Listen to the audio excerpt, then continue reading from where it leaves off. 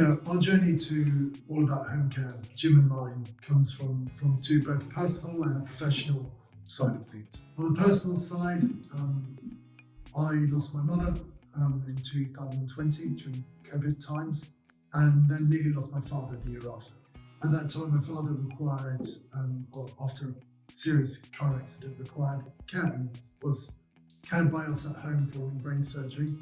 And then we also had independent care for him, living care at his home.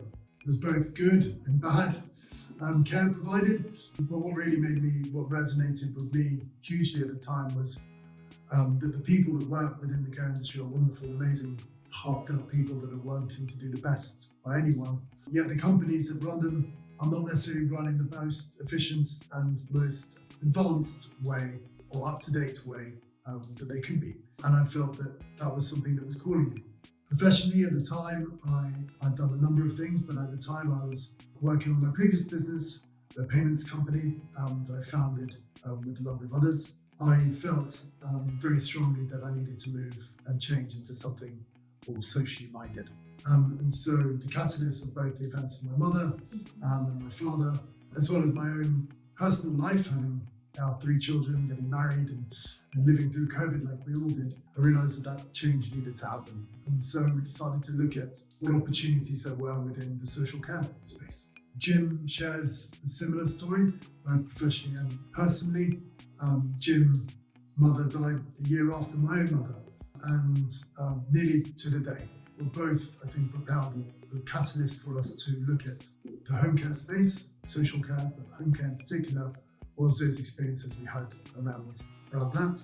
And Jim also has a child, a third child, that has a genetic condition that means he'll need care for life. And so as a combination of those factors, we were personally motivated to work in the care space. And professionally, we felt we had a good skill set, complementary skill set, to try and run a care business based on slightly different principles than others.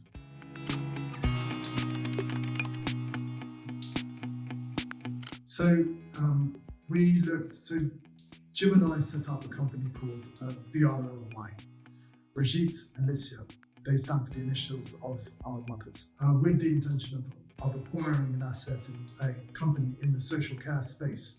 And we had a very defined thing that we were looking for: quality of care being at the forefront of everything, an ability in an attractive geography, so both the demographics of carers being available in that space as well as clients able to and needing care. So those were 2 defining factors. We also had to find a business that was willing to be sold. And so we narrowed down our searches by concentrating on all businesses that were outstanding or good rated by the CQC, and triangulated that against the age of directors on Companies House. So we got to a list of some 50 companies really in the southeast of England, local to where we live, to prospect and to reach out to try and find the right business. And we spoke to over 25 businesses probably in that period of time, over an 18-20 months period, before we sort of continued and progressed with All About Home Care. Acquiring a business rather than setting up from scratch allowed us to utilize our skill set better, which is the improvement and the development of the business, rather than necessarily the starting a care business from scratch, which is something that is a heavy lifting and a specialist type of knowledge that we hadn't until that point known how to run or set up a care business. There would have been a huge amount of learning from that. And so we wanted to have an established team that would allow us to move more quickly towards our ultimate goal of providing quality care to as many people as possible. And we sort of coined our mission statement within that period, which was to provide care good enough for our own families to as many people as possible.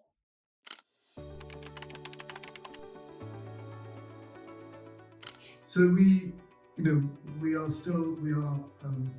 the top-rated agency in West Kent. We service Maidstone, Sevenoaks, Tunbridge Wells, and Tunbridge. We're rated outstanding by the CQC. All of those things are amazing achievements so far. What we'd like to see for All About Home Care is to grow within our own existing geographies, both number of clients, number of carers, but also the types of services we offer. So we've launched the service of nights recently, so being able to offer that and other elements of care. We're also looking at other ways that we can service or create value for our customers with the services that we provide outside of purely the hourly rate that we charge for clients.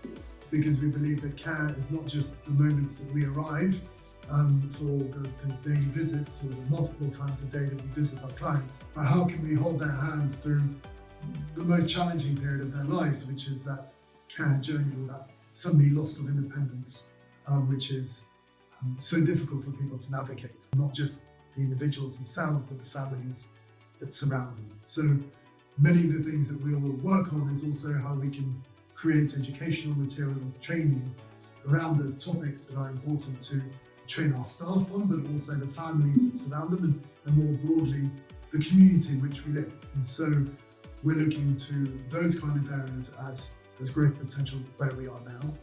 But we also see that spreading further afield as we refine our proposition in the way that we operate.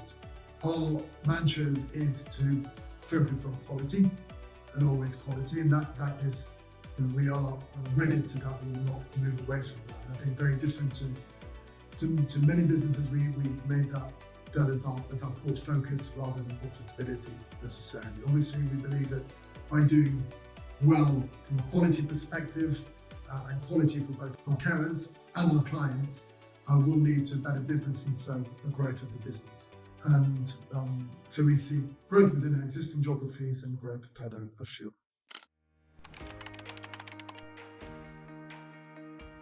It's a really good question. We have, outside of quality, which I'll touch on in a second, we also have our two core values are quality and tomorrow, and they step into each other or hang off each other quite importantly. So quality is quality of the care, the day-to-day care that we provide. It's a quality of the communication that we have with our clients and their families. It's the quality of the training that we provide our staff and the feeling that our staff have by working with us. Sort of thinking about it in a way that it's, every touch point that you have with us as a company should be oozing that element of quality, giving you peace of mind and certainty and reliability all fall into that sort of quality sphere. And then when we look at what tomorrow means, tomorrow is also related to the way that we deliver our care. So using the most up-to-date and most advanced ways that we can do that. So investing heavily in our technology, our processes, our training. So that's one element of it, but also a huge part of what we want to achieve is providing a better tomorrow for our clients, as well as our staff and our carers, but really for our clients to have a tomorrow that is better than it was today.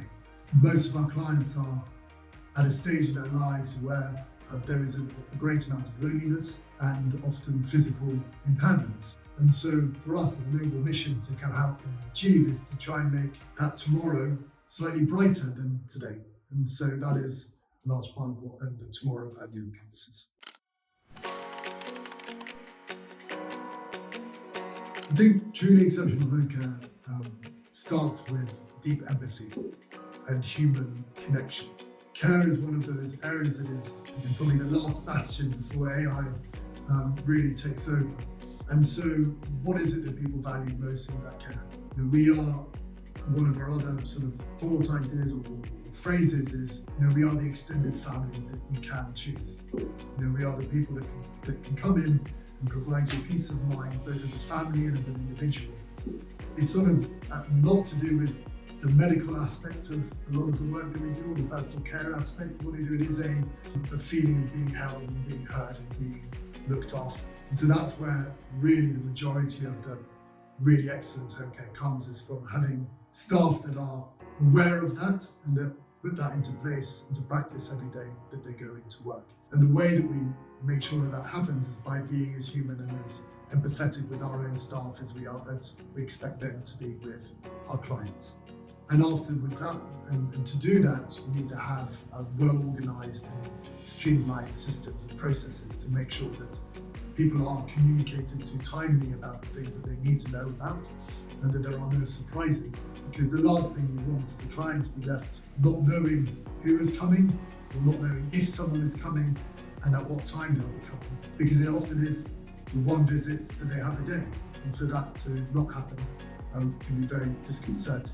Particularly with those with more advanced conditions and things like dementia will impact someone's ability to deal with change. And so communication outside of empathy is probably the second most important part to, or equal importance to a successful home care business.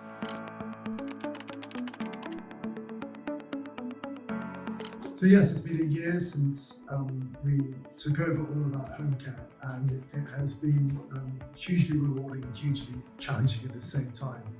In the year that we've been at All About Home Care, the greatest thing that's achieved, that we feel that we've achieved, is we've created a wonderful team. And I think being able to work with our registered manager Rachel and the team that she has there has really been the highlight of the year. Without the team that we have, none of our growth or aspirations of all the things that we want to do will be possible. And without that wonderful team, support team, and the really beautiful and meaningful and thoughtful carers that we have, none of this is possible. I think I've learned more than ever that this is a people business. And so that has been the biggest, probably the single biggest challenge, is knowing that the one thing that we have to do is to keep people happy, and keep people well happy when there's a lot of strain and a lot of other competing elements is a constant challenge, and one that we try and address by many means and trying to hear as much as possible from people. Another of the main challenges that we met with is the volatility of the business. So carers come and go, and clients, by the nature of the type of clients that we have, also generally leave our services to move on elsewhere.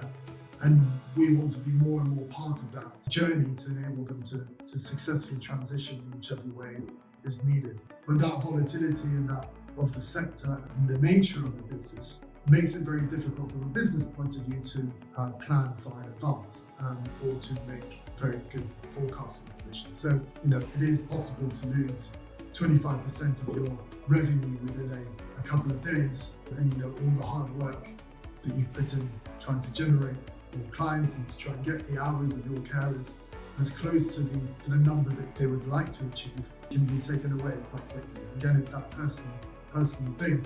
We want to be able to give our carers as many hours of work as we possibly can, because that's what they deserve.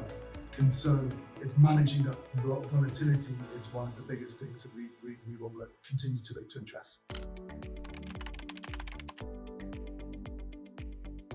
That getting advice is free. You can speak to as many people as you want, any care providers of all sorts, whether it's home care, living care, or even residential care. When you're at that beginning of that journey, speaking to as many people as possible and being open to all options will allow you to make better choices when it comes. Any good home care provider or any good provider in this space will be there on hand to provide free advice, because they do really care about you, about your family, and about the circumstances of the individual who may require care. And so not being shy to ask and to pick up the phone and speak to people is the number one piece of advice. The second is to do serious research about the topics that are involved, and to be open to looking and getting multiple different opinions around any element of someone's care. Because you ultimately will know the individual that is in need of care better than anyone else. And so you need to evaluate the care options based on that person. No one else will be able to do that better than you.